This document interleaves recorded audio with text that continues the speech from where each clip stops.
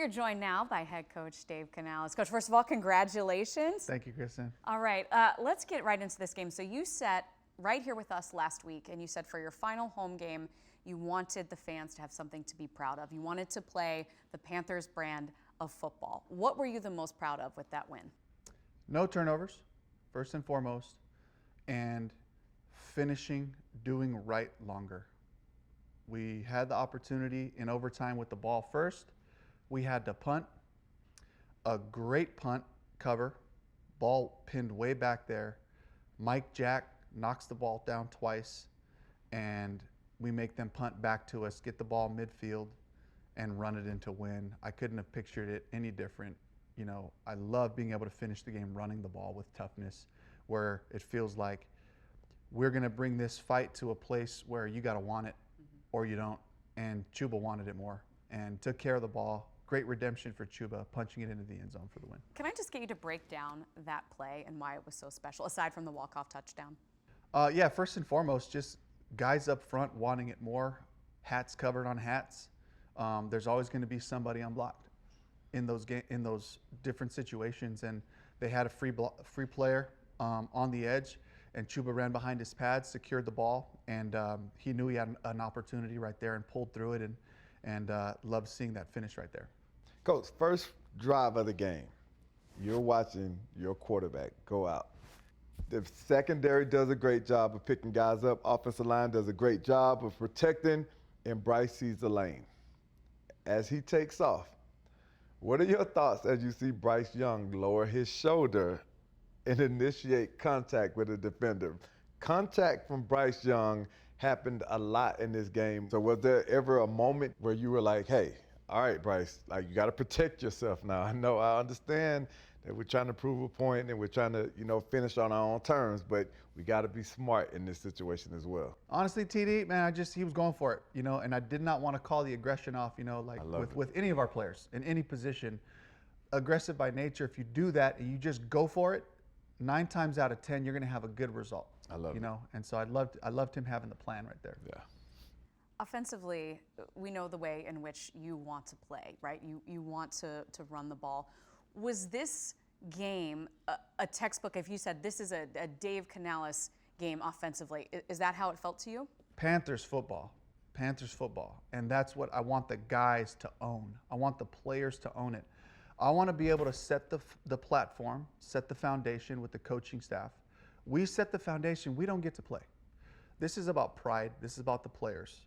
And when you have a locker room that cares about each other, a locker room that responds to being honest, we got hit in the mouth by the Cowboys 2 weeks ago. To see the response of the guys, to have each other's back, to finish with our style of football was everything to me. And hopefully going forward, as we can see, like, guys, this is the standard of our play. So I was watching this game yesterday, and I seen this amazing throw by Bryce Young. The placement, with the accuracy, with the way David Moore was able to come up with that ball. And I'm looking, and I went back to 2018. And we played the Seattle Seahawks, and a guy by the name of David Moore caught a touchdown against us. I just want to know, was that the exact same play call that you guys called on us? Because it was eerily similar to the way that he caught it, at the position of the field and where he caught it. Like that memory came back instantly. It just felt like deja vu all over again. Watching him catch that pass, you guys went up on us 30-27 in that game in 2018. And I think it was David Moore's rookie year maybe, and he caught the game-winning touchdown against us. Was that the same play call, or it just by chance that happened? It was a different play call.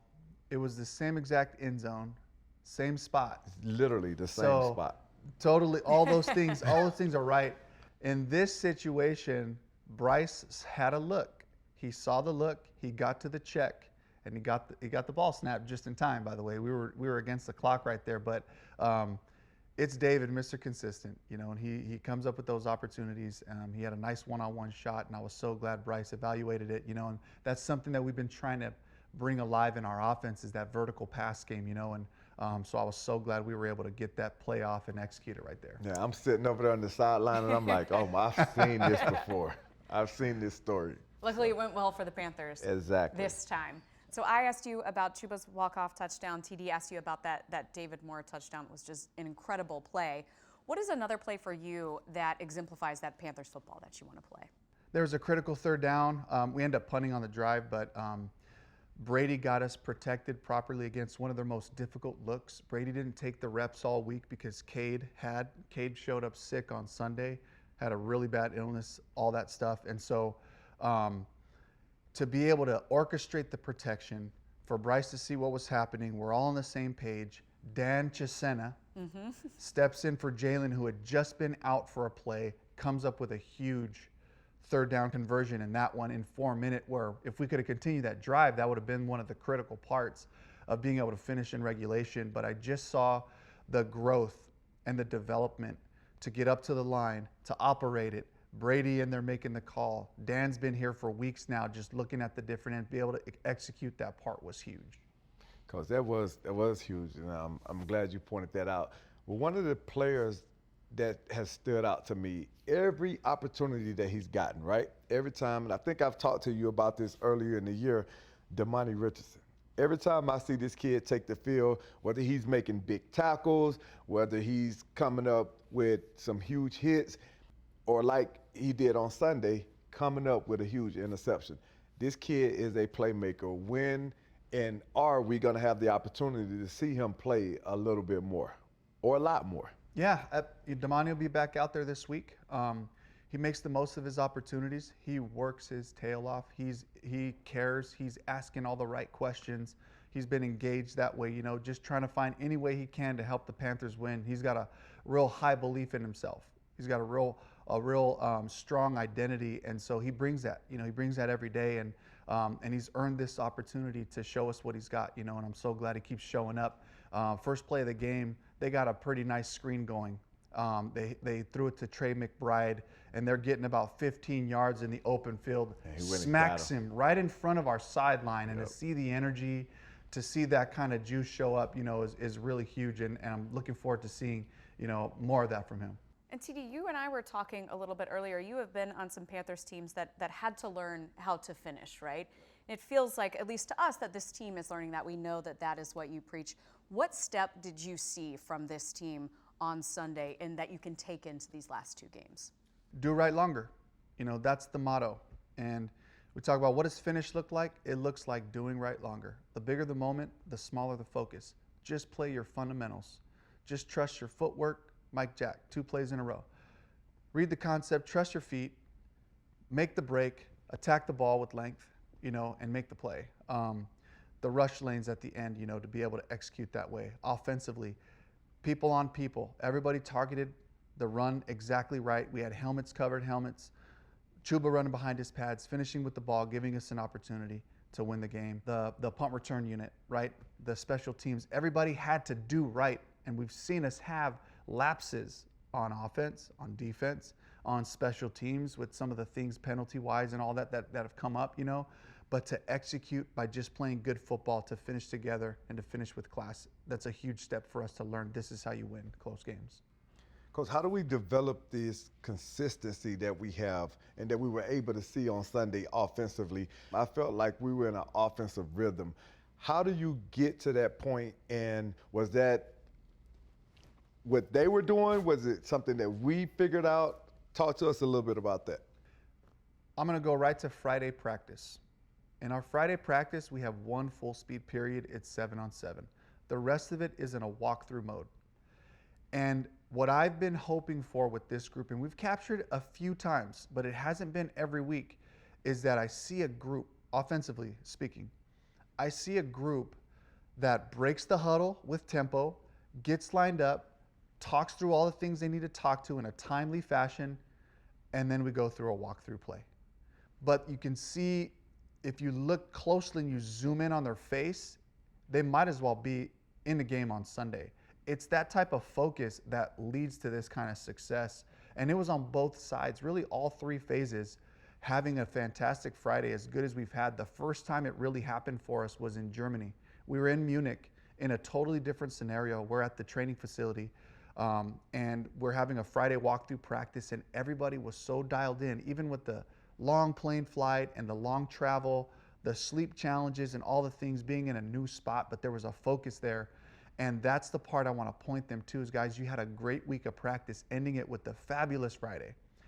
This is what we have to replicate if we want to achieve the potential that we can for our team. Yeah. All right, Coach, you are headed down to your former stomping grounds, Tampa Bay. Played them in a very close game a few weeks ago. What information have you gathered about the team since that time, whether it was when the Panthers played them or in some of the games after, that you are now going to take into this matchup? Yeah, their commitment to the run game. You know, they're going to run the ball different ways. They have different styles to do it, and a couple of really good runners, you know, with Rashad White and with Bucky Irving. Baker making his plays, you know, Mike Evans back healthy, you know, making his plays, and a real group of a supporting cast of young players that are emerging, you know, and an offensive line that has played a lot of football together from an offensive standpoint. Defensively, Todd's still aggressive. He's still hunting. He's still coming after offenses and attacking different personnels with different pressure packages. They're challenging Zion McCollum and Jamel Dean. They're challenging those guys to play a lot of man on first and second down and try to load up the box and challenge people to say, you're not going to run the ball. Go ahead and try to throw when we have two really good corners. They've found a style of football that they like playing, and that formula's kind of stayed intact for them, you know, and even though they lost the game, they played really tough football, and just a week ago they were on fire, you know, against the Chargers. So they found a style, you know, but it's about them executing as well for you know, to continue to find the successes that they've had. Coach, you talked about Mike Evans a little bit, and you touched on it, and they've had a ton of inconsistencies with their lineup, and particularly at the receiver spot. But you talked about Mike Evans and his consistency. I think he's 182 yards away from his 11th straight 1,000-yard season. How do you stop Mike Evans? Like, you had the opportunity to be there with him and be in that locker room, know his mindset, know what he likes to do. How do you stop that guy? He's so comfortable with double coverage because he's gotten that really from about his third year in the league on. People are thinking about him. People are a corner low, a safety over top, a safety low, a corner high, a backer, whatever it is. So he's used to playing the different leverages that come with double coverage and trying to still find his way to get open by the end of the play. When you deploy somebody else extra to Mike, you got to worry about the rest of the skill players making plays, and they do have talent, you know, on the other side. You got, you know, Jalen McMillan, you got Trey Palmer, you know, you got Rock Jarrett, you got Payne Durham, who, you know, was kind of their featured tight end because of Cade Otton being out. So there's other guys that can make plays as well, but for Mike, it's a patience game with Mike. He knows that defenses are going to be thinking about him. And then he's just going to like stay consistent and have the right mindset so that when he does get that access or he does get that one-on-one matchup, he's still there. He's not frustrated about it. He's still present so he can still make his plays. All right, Coach, we know that you need to get back to the game plan, back to the team, but we always appreciate you being so generous with your time. Thanks for having me.